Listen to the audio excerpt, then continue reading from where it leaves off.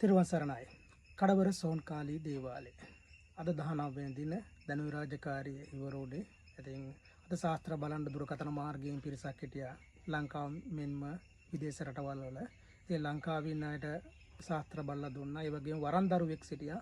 වරන් දරුවා වරම් පරීක්ෂාවක් කරලා දුන්නා. ඒ වගේම ජපානය, ඉතාලිය, ඕමාන්, කුවේට් දරුවන්ටත් ඒ අදාළ ශාස්ත්‍ර කටයුතු රාජකාරී කර දුන්නා.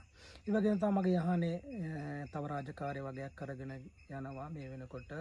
ඒ ඩුබායි රටේ, ඒ වගේම ඉතාලි රටේ දරුවෙකුට තමන්ගේ රැකියාව ගැටලු ප්‍රශ්නයක් තියෙනවා. ඒ රාජකාරී ටික හරියාකාරව සිදු කරන්නට ඒ රාජකාරී ටික කරගෙන යනවා. ඊට අමතරව තමයි තා වශී 4ක් තියෙනවා. ඉතින් ඒ වශී කටයුතුත් අද උදේ ජීවම වගේ සිද්ධ කරා. ආශිර්වාද කරන දරුවෝ පිරිසක් හිටියේ. ආශිර්වාද වගේම සාමාන්‍ය පෙළ ලියන දරුවන්ටත් අද දවසෙත් ආශිර්වාද පූජා ටික ගණ දේවතුන් වහන්සේගේ ඇතුළු දේව මණ්ඩලයෙන්ද ඒ ආශිර්වාද පූජා ටික සිදු කරා. තවද කාරණා ටික කියන්නේ රාජකාරී හරියට සිද්ධ වුණ කට්ටිය මට ඉතින් මැසේජ් දාලා තියෙනවා.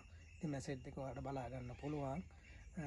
කඩවර අප්පච්චි අම්මා සොහොන්කාලි මෑණි ජීවමානව ඉන්න තැන පිහිටවන තැනක් තමයි කඩවර සොහොන්කාලි දේවාලය. ඉතින් සියලු දෙනාට කඩවර අප්පච්චිගේ අම්මා සොහොන්කාලි මෑණි වහන්සේගේ පිහිටයි